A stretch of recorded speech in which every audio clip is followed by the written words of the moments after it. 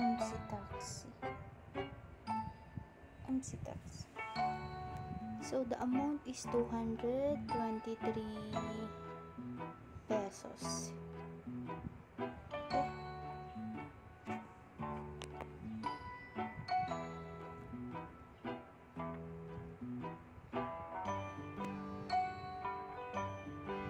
The MC Taxi is their motor. That is 223. So, let's go naman ngayon sa angkas.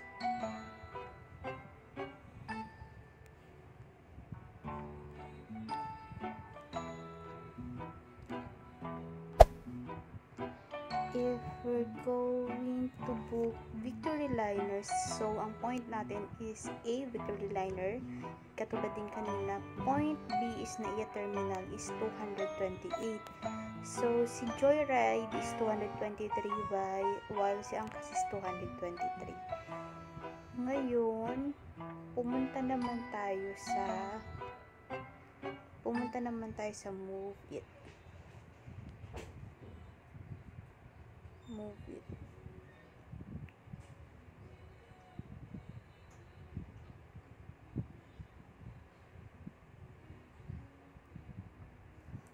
Motor taxi ang tawag dito kay Move It.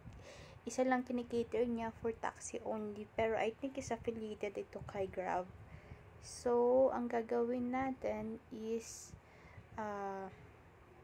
papunta tayong Naiya, yun yung point B natin. Tapos, ang pick up naman natin is from Victory Liner.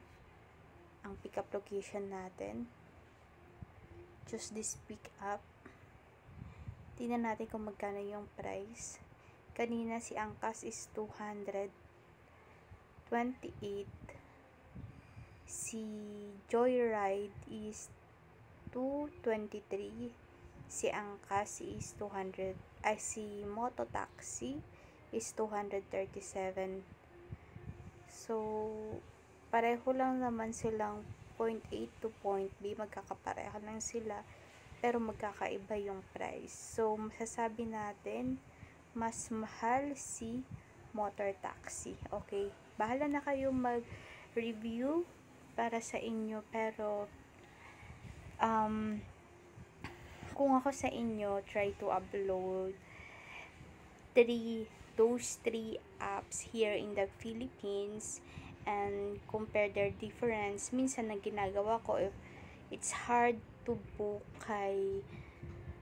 mahirap mag-book kay Joyride, I'm going to book in Angkas. If Angkas is not available, walang ma-book, is pwede naman kayong pumunta kay Move It. Pero kung makikita natin, mas mura si Joyride. Okay.